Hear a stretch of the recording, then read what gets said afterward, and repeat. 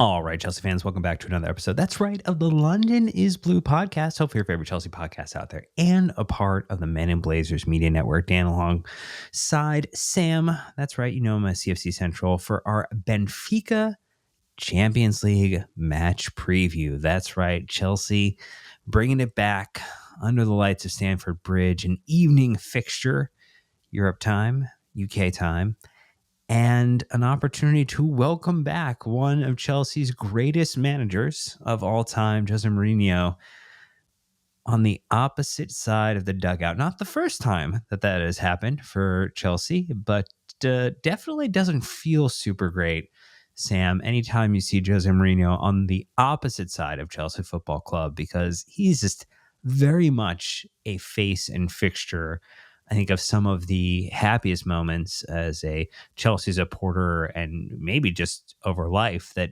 many of us who've been watching the club for 20 plus years, would really think about him as just a figure within our lives.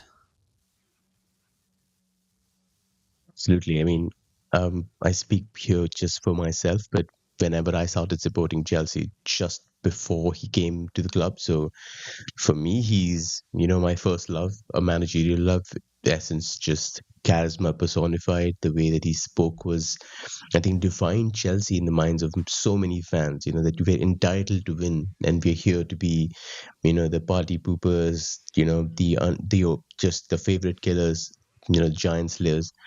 And it's what Chelsea fans expect even now, 20 years down the line. So I think seeing him is always an incredible feeling, not so much when he's in the opposition dugout. And he arrives, what I believe is at an inopportune time with lots of injuries, and Maresca sort of looking down a little bit of an abyss, trying to figure out how to salvage whatever it is that he's been handed. So let's not make it a happy homecoming for him. That's the best advice I can give Maresca. Yeah, it definitely should be a bad return, at least fixture related, for Jose Mourinho. I'm sure that he will get some kind thoughts either before or after the match from Chelsea supporters, but hopefully Maresca and the men get it done on the night, and it is all Chelsea's joy and Benfica's bothers that end up being the story of the day. But look, in our match previews, if you haven't been with us for one before, we take a look a little bit about what's been going on with the opposition side, maybe some key injuries that they're facing. We'll get into their style of play, how they've been playing, how that's been working for them. Again, obviously not a ton of time for Jose Mourinho at Benfica, considering he only rolled up in a Ferrari just recently. And then you will get into a little bit about some of the strengths and weaknesses of his side, a few questions from Sam to me, kind of things that we might want to take into consideration. What is Maresca going to do, not going to do?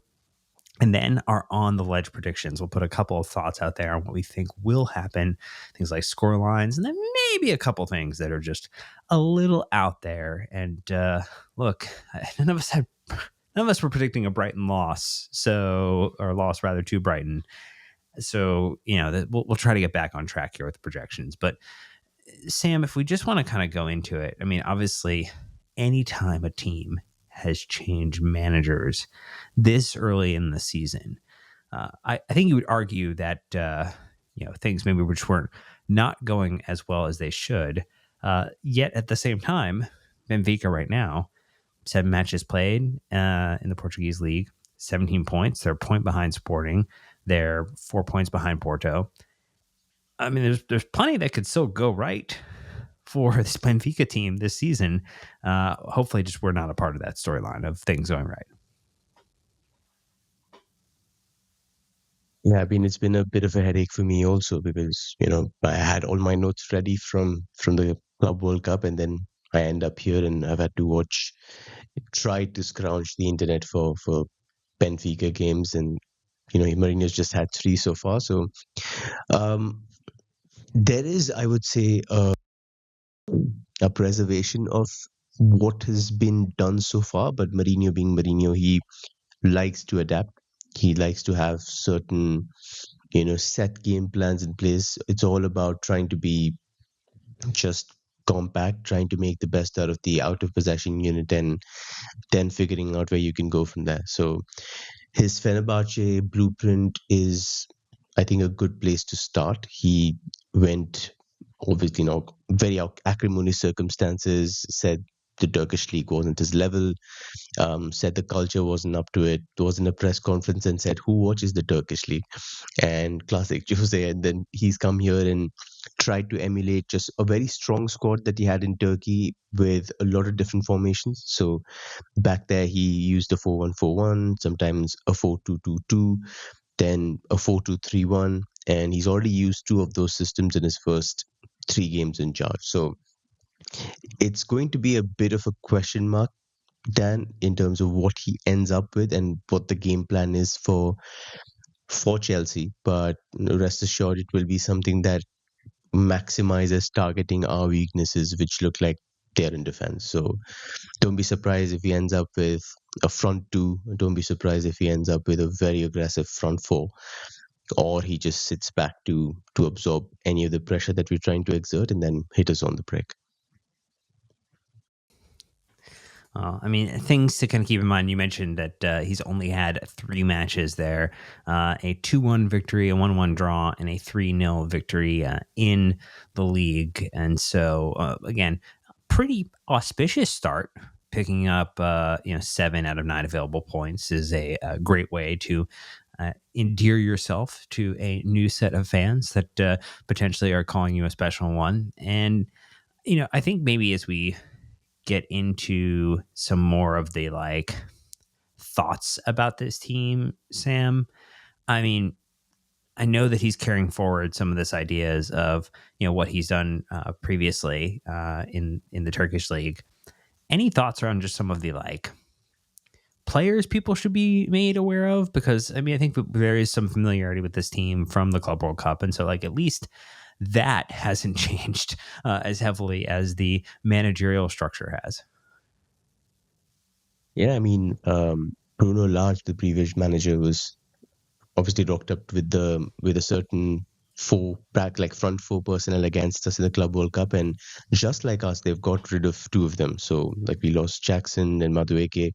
They've switched attackers, and Di Maria is left, and they had a couple of central attacking midfielders who also played as number 8s, and those have also been replaced. But the only 2 guys that are there and retain that confidence, Evangelos Pavlidis, he's a Greek centre forward, reference point for the attack. Didn't have really a good game against us in the Club World Cup, and at that point in time, he was somewhere around, I think, 20 plus goal or assist contributions at the end of the season. So he's somebody who will cause a lot of issues. He's fortunately not quick. He's strong and very good with link up play. Will try to drop away from the centre backs, get the ball, turn around, switch to the wings, and then attack the last line in the box, with late runs. But he's somebody who's also very good at flick on. So a lot of long balls that Benfica try, especially via Otamendi or Silva, who are very good passers at the back. He will try to flick those balls on in behind for runners. So quite similar to what you would expect from a Danny Welbeck. And just weirdly enough, I would say the standout threat here comes from the right wing, where they've got Dodi Lukabakio, somebody I was watching very closely last season because Madueke was on his way out. So he sounded like a really good option for what we would like numbers wise on the right side. But he's an inverted winger, Dan, somebody who will look to get 1v1, cut inside and shoot against Gil Vicente, which is the game that I watched for this one.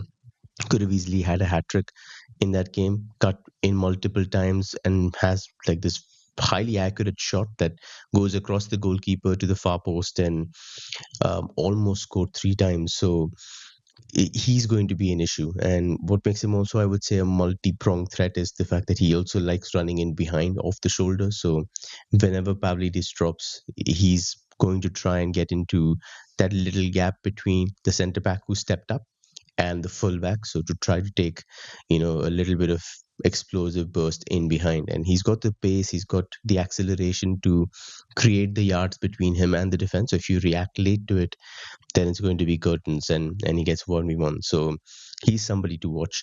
On the left hand side, Shelderup is somebody who played at the Club World Cup against us.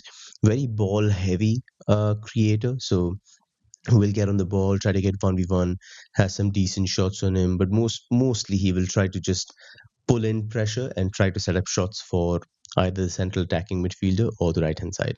The cam spot was Karim Aktürkoğlu, who's a Turkish international, was doing very, very well for Benfica. And Erkin Köksu's also played there. He's more of a, I would say, an Enzo type player, eight by nature, but has played number 10 also for them. Both have now moved on to Turkey, one permanently and the other on loan. And in their place, they've got Georgi Sudakov, who's a Ukrainian wonder kid, and we used to play with Misha in the Ukrainian national team. So he's, I would say, a very shot heavy threat, somebody who will look to get into shooting positions and get those cracks away. Last season in the Ukrainian league for Shakhtar, he notched 13 goals in 24 starts in the league, and he's already notched up quite a decent amount of shots in the Liga. So he should be somebody who has sort of that shooting threat.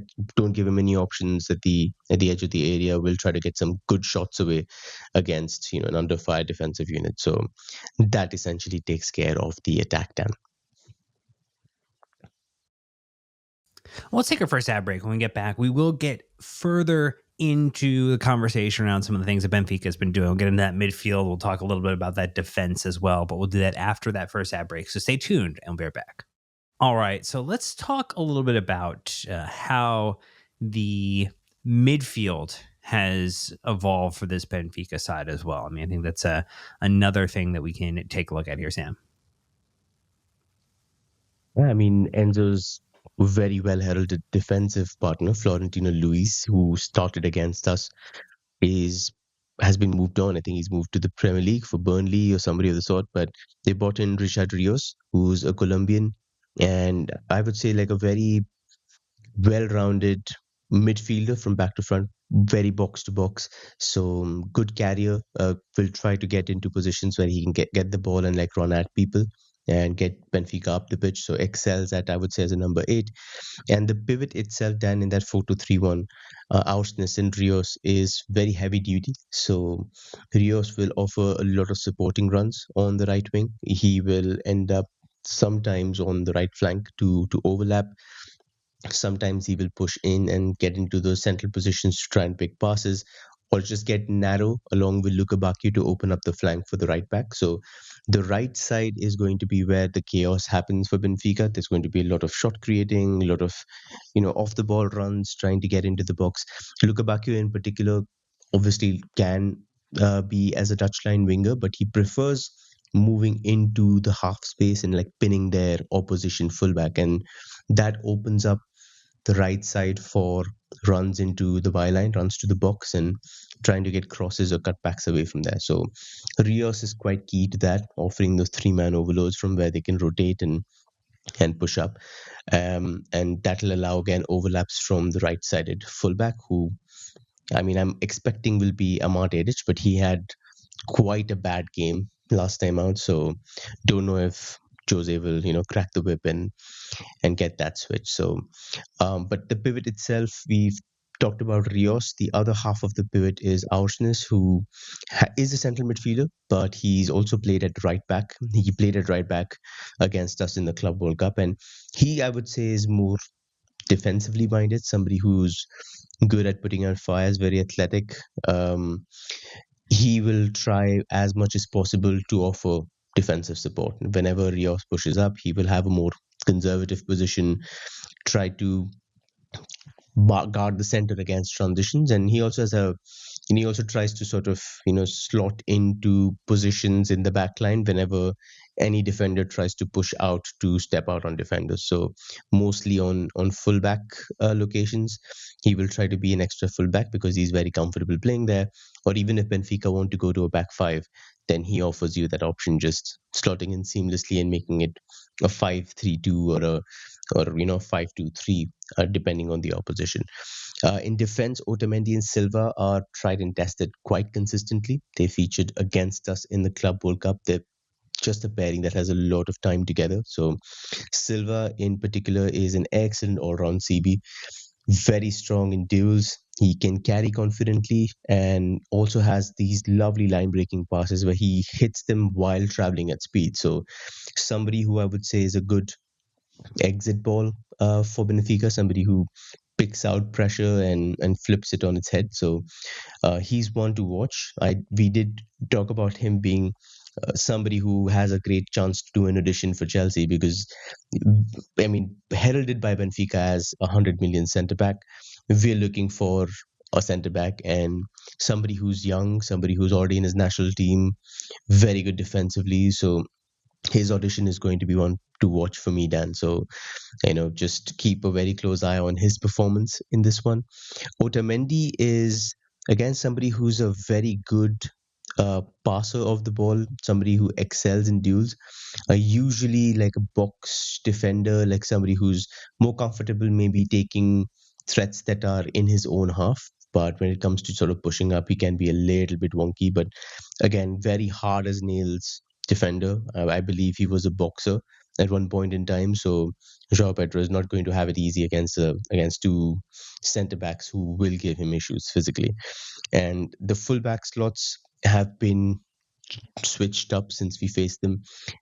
On one side, Dahl has played on the left side, and he's the guy who will persist on the left. But the right side, Aursnes played. There's been a Martedic there.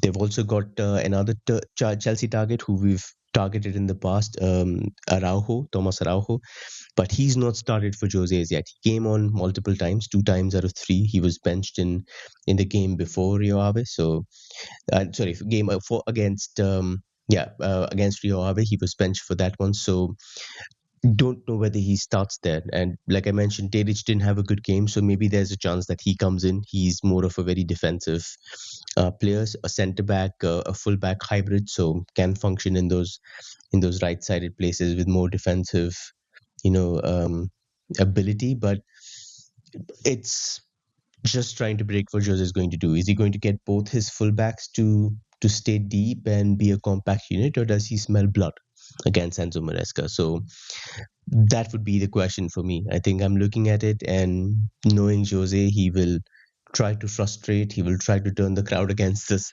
and he will try to get a couple of goals on the break and kill it as soon as possible. Oh no, that doesn't sound like anything that Jose Mourinho would try to do when he just smells an opportunity to strike an attack.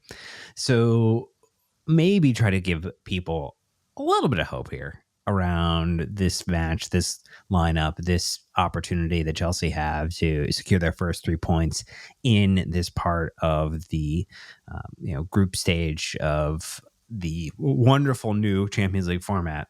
What are a couple of the weaknesses that you imagine the team can exploit after what you watch from this Benfica side? Yeah, I think the number one thing that stands out for me is just the similarity to the Brighton game, and I think there's a really good opportunity to make amends here for what we couldn't do against Brighton. So the individual weaknesses, in my opinion, come at fullback. Dahl on the left is somebody who likes slotting in as the third centre back, so he will make a back three. He's not really, explosive, not somebody who's been very accomplished at 1v1 against stronger threats. And Dedic was awful against Gil Vicente. He was regularly pushing into advanced positions, so Mourinho likes him to push, into a width slot, so he likes to stretch the pitch in the attacking third. But again, it's one thing playing against Gil Vicente, and there's one thing playing against Chelsea. So maybe his tactical role changes, but just didn't look comfortable 1v1. He's somebody who can struggle. You can break his confidence very early in the game if you isolate him there. So I think the fullback slots are genuinely who you should target. If Araujo is there, like I mentioned, he hasn't started as yet, so maybe a little rusty. So even if he does start in place of Dedic, then you should try and make that rustiness count as soon as possible.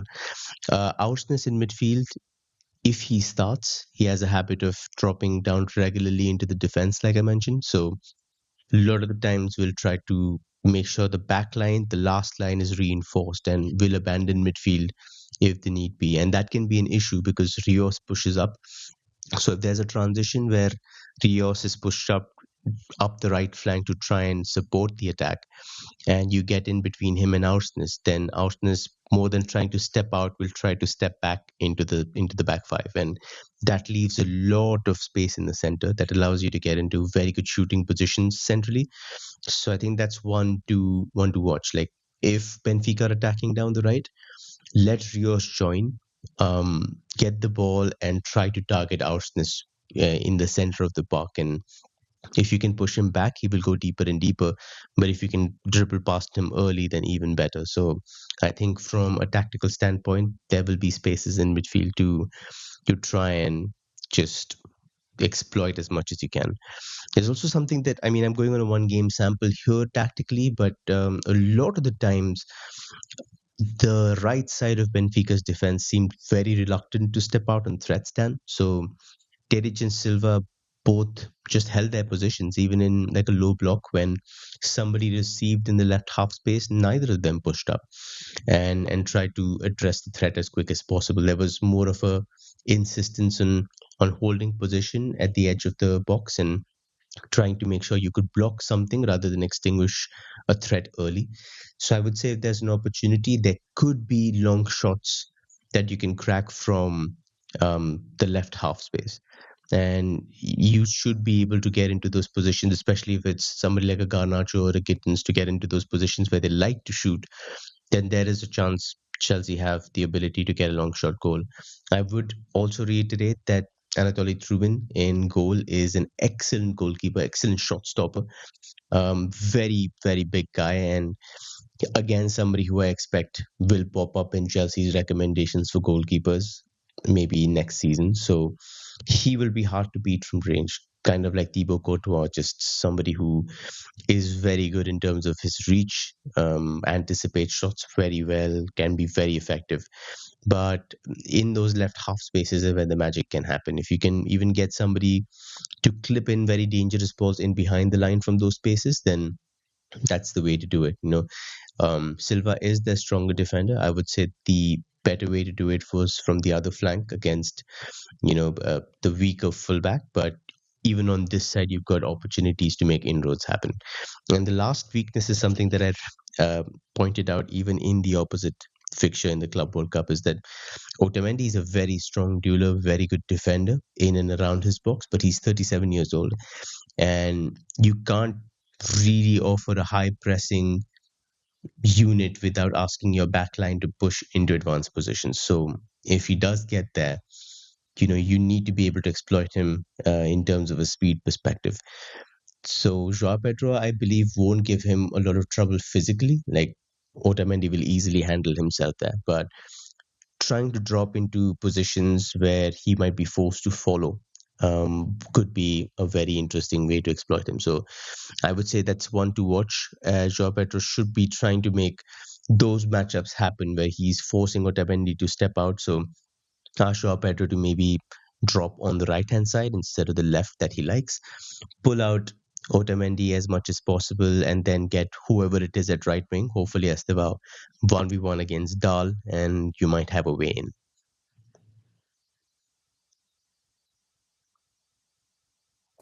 All right, well, let's get our last ad break out of the way, and then when we come back, we will talk a little bit about some of the questions that Sam is going to throw at me.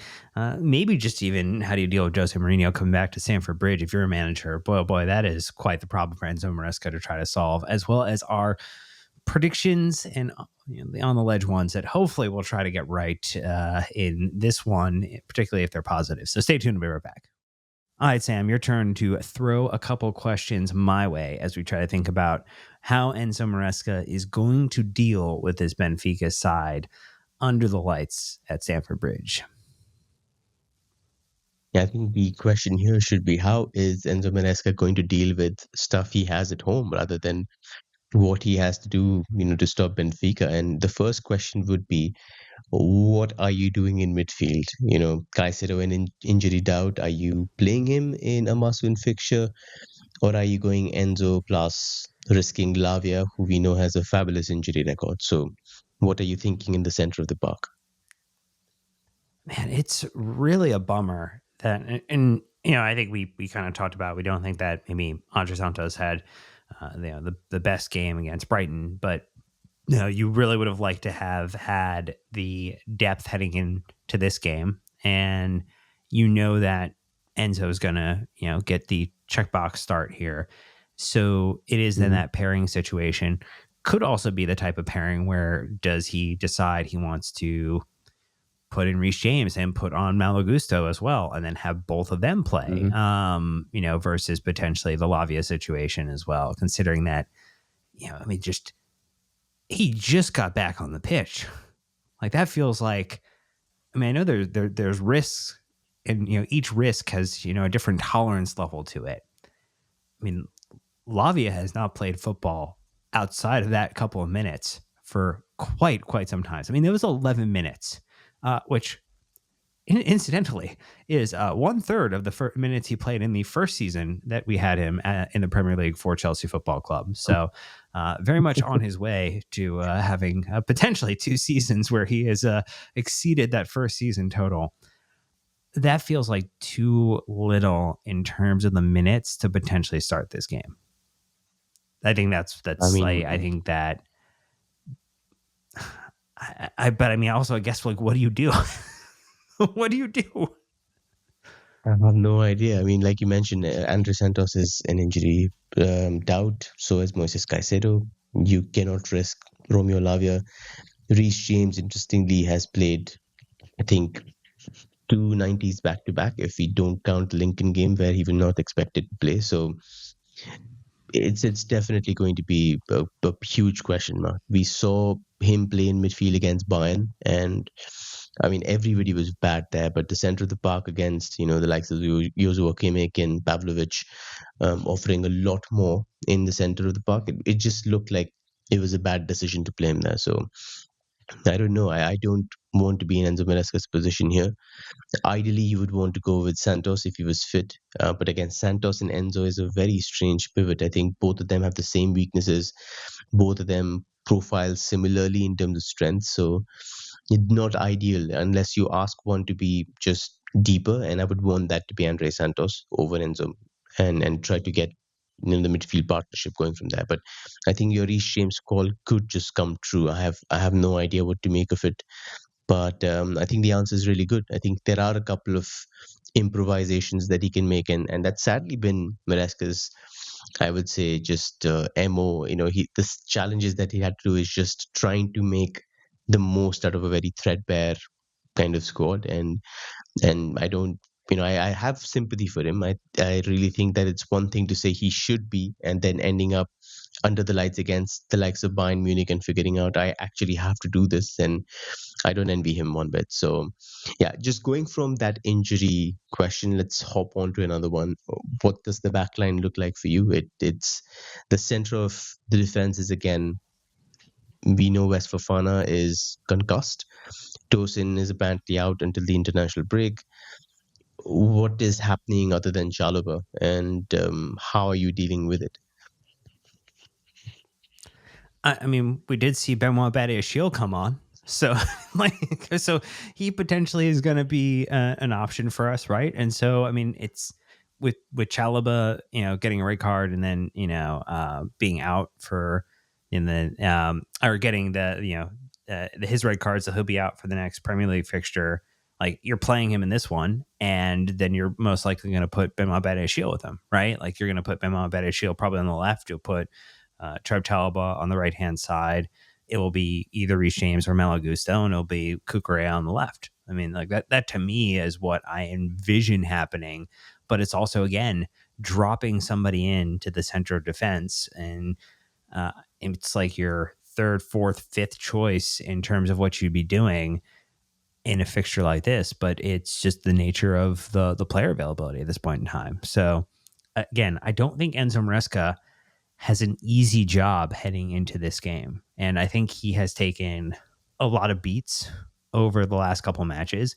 And to be fair, he was self-critical about that in the press conference that he had prior to this game, where he mentioned that he thought he didn't get a couple of key things right, which I love. I would love to have more Hmm. managers say, you know what, I got it wrong. Probably not a great thing for their job security if they say it a ton of times, but occasionally if you make a couple of poor decisions and drop some critical points in very, very important fixtures, I think it's fair to assess that way. And so I appreciated him saying that. I think as a supporter or supporters who are looking for a manager to not be so rigid, to evolve over time, to improve for the benefit of the players, the organization, the team, the supporters. So what you want to hear. I just also know that like there's not a lot of good decisions to be made when it comes to this situation. I mean, I guess the only other thought is potentially Josh, but I just think that what Enzo Maresca will do is he'll put Benoit Badish, Sheila Trev Chalba, would be my guess.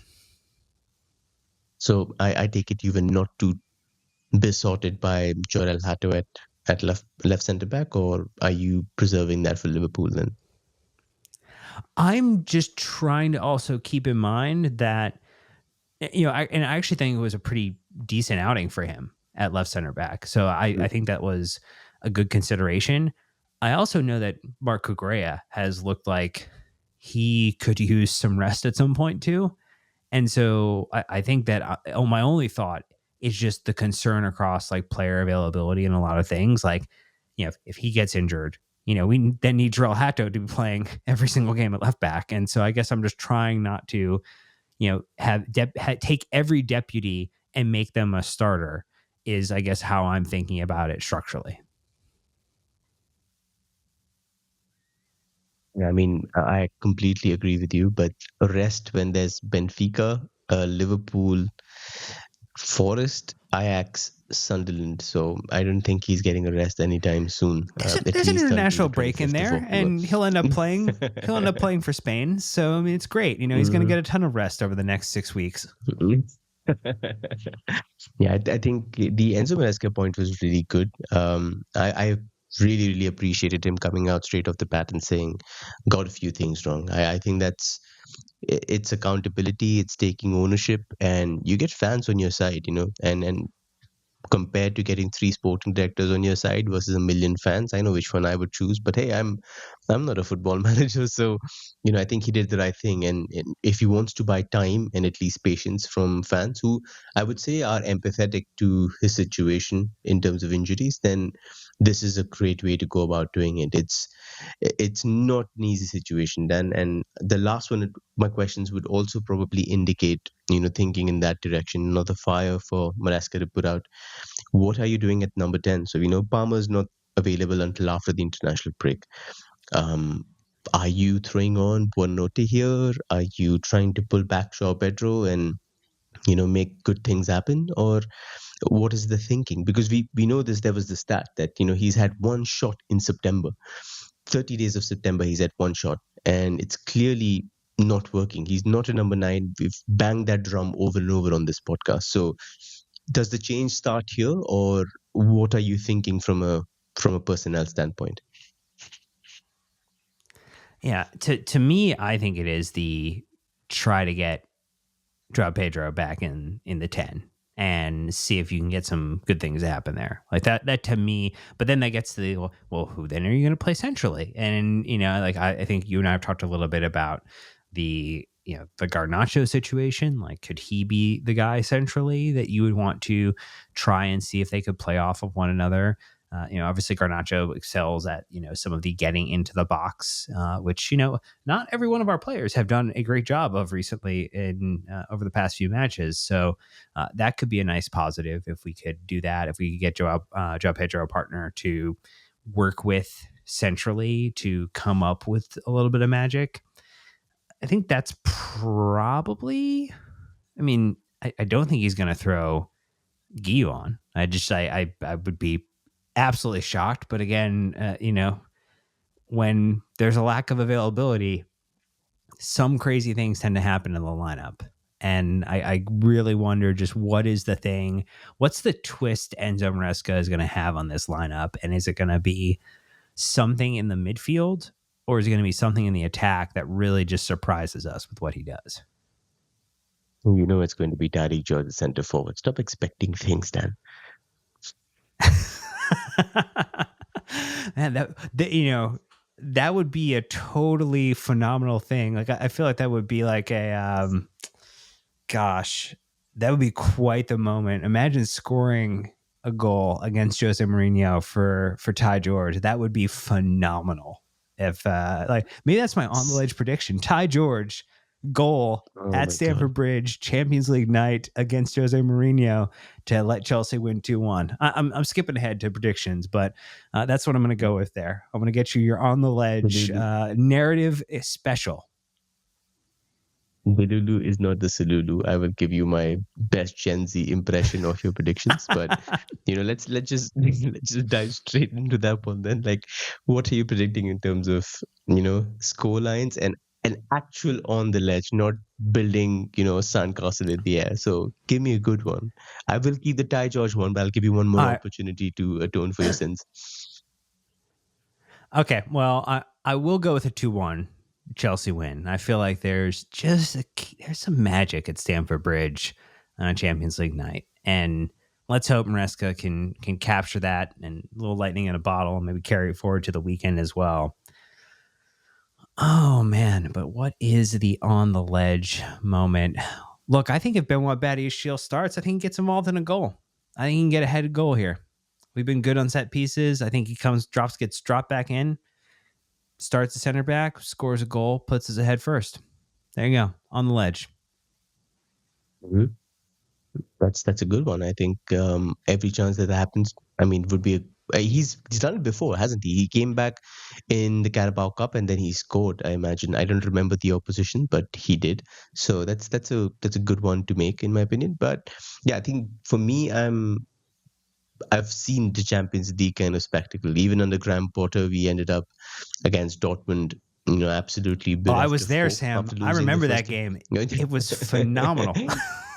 It was probably one of the best atmospheres I've seen at the bridge, and Raheem Sterling putting out an absolute doozy on that day. But yeah, I think even at the worst of times, we rock up at Stamford Bridge and under the lights and those gates, metallic gates sound in the background with people kicking it, and then you can hear the sound through the cameras. I mean, that just does something else to the players. So I think I would go probably for a 2-1 win for us as well. Funnily enough, my gut says that it's a good prediction to make, and the last couple of times I've opted for draws or losses. So this feels good to me. I think there are enough weaknesses to exploit as long as you keep 11 men on the pitch. Do not go for that extra red card and create history for all the wrong reasons. But on the ledge for me, Dan, I think I'll persist with my prediction from last time out. I think let's go with 2 goal and assist contributions for Estevao. I think that happens. Like he's up against somebody that he can do a lot of damage, and I do believe something will happen from the left. I think Garnacho or Gittins get in the action, so in that cameo that they come up with. So I think that would be my prediction. The wingers are ones to watch in this game. All right. Well, we got some predictions out there. I mean, this podcast is dropping the day of the match. So, look, hopefully those predictions come true very, very soon. At least the idea that we win. If our on the ledge predictions don't come true, I think we'll be okay if we take away the win and all 3 points. But that's going to do it for this episode. So, we gave you a little bit of a view on what to expect for Jose Mourinho's return to Stamford Bridge, and hopefully we make it a very unhappy return as he walks away with no points. Chelsea get a dub, and Enzo Maresca starts to right the ship heading into a big, big, big fixture against Liverpool. But that's going to do it for this one. So thank you so much for listening. Don't forget to like and subscribe. Hit that bell icon on YouTube to get notified. Don't forget to be going live after the Liverpool match as well, hopefully celebrating a win. You also sign up to our free weekly newsletter, London's Blue Dispatch, written by the wonderful Sam, who you've heard with me for this episode. You can leave 5-star reviews on Apple Podcasts and Spotify. It's always appreciated. And you can join our Discord community in a free or paid capacity. But that's going to be this one. So until next time, Chelsea fans, you know what to do. Keep blue flag flying high.